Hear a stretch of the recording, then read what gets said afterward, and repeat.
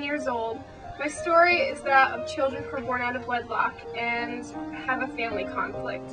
My father thinks that my mother had me from a different man, and my father treats me horribly and does not love me. I have an older brother and a younger brother. My brothers beat me like my father does. They lie about me and say bad things. Sometimes they chase me out of the house.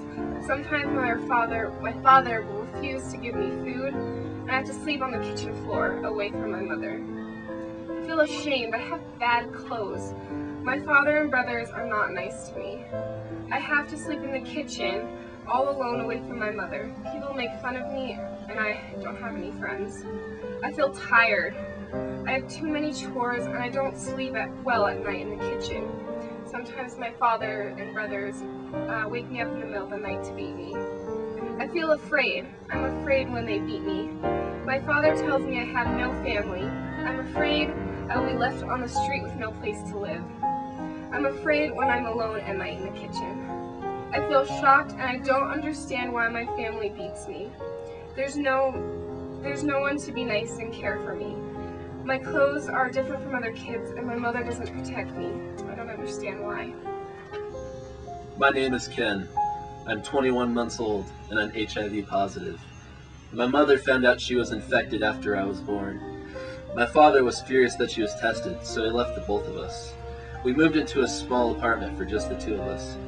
My mother had no way of getting the formula for me, so she kept on breastfeeding me. The doctors told her to stop. She was finally given money to pay for the formula, but I had a hard time adjusting. I would cry because I wanted to be close with my mother. I was too weak to hold my own head up, and I weighed less than 10 pounds. People thought I was a brand new baby because I was so small, and after many months of counseling, the doctors decided that I could handle the medications needed for me to fight against HIV. With the medications and the formula, I started to grow stronger. I was able to smile, to laugh, and move my arms. Unfortunately, it was too late. I got sick one weekend, and it was just too much for my body to handle. I lost the fight to AIDS.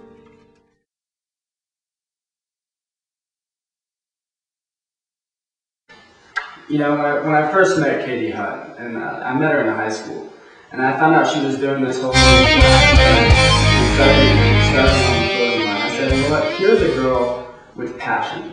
Here's a girl with passion that she just wants to go out and help people in need. And I think she just wants to do it just because.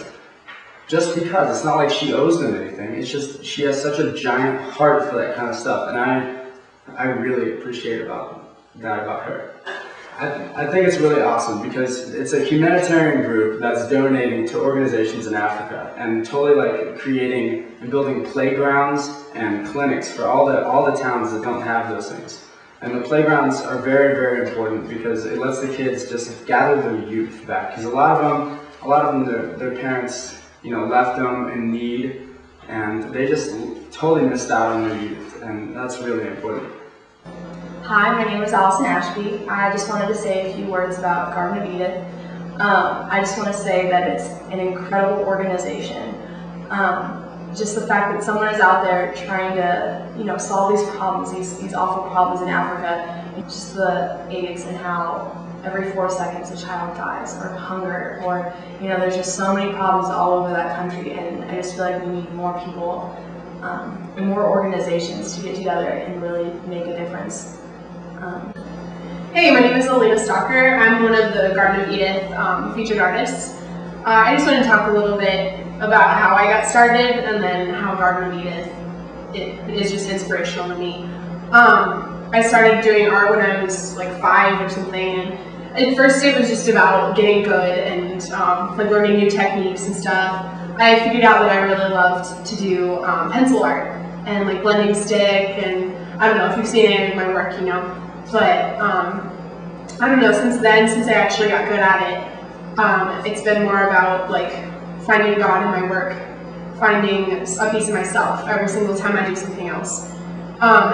Like recently I did a picture of Jesus, and once I was finally finished, I kind of got this feeling like, wow, like I just helped the world somehow by doing that, even though I know until I can sell it for like profit or whatever through Garden of Edith, for them to give money until I can do something like it won't be worth anything, but I don't know, somehow when you finish something like that, it just makes you feel accomplished. Anyway, I wanted to talk a little bit about like things that happen in Uganda. We are so lucky. Like, a child every day in Africa dies because they're enslaved by some person. I don't know the details of it, but in Uganda they have children armies. They have no choice. And I think, like, I can go home and I can go to my humongous house with my parents who aren't divorced, and I can pick up a pencil that my mom bought for me with all of her money, and I can draw something. I can pay for those art classes. I don't know. We're all really privileged. Organization Garden of Edith is. We're like in a time when like the world seems like everyone's turning a blind eye to Africa and everything that's going on there. Like, it's organizations like Garden of Edith that are kind of like helping them out and doing what they can to give Africa and all those people like a brighter future. Hi, my name is Katie Hutt, and I am the founder of Garden of Edith. Garden of Edith is a really big deal to me. It's something that can provide hope and a chance for people to live. It's not just a clothing line. It's not just t-shirts and bands that are awesome and amazing fun time, which of course is all those things, but it's so much more than that. Garden of Edith is a second chance for Africa. It is our goal to end poverty in Africa, and Africa is a huge place. You know, it's like it's the biggest continent, you know, it's huge. And we want to end poverty. It's a huge goal. But we can do it. We just have to get everyone to come together. We have to become a family. And if we get the entire world together, if we get as many people as we can to join together, we can do it. And we want to keep the culture in Africa. We don't want to make it the next America. That's ridiculous.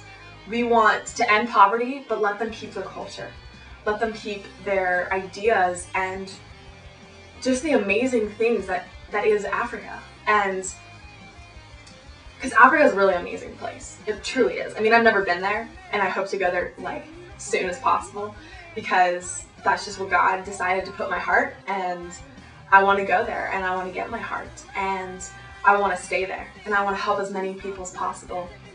And I think Garden of Edith can do that. I think that this is not only just a clothing line, but it's something that people use every day. Like, we have clothes. We decide to be fashionable, and we decide what to wear and what to go with it, and, you know, we have options.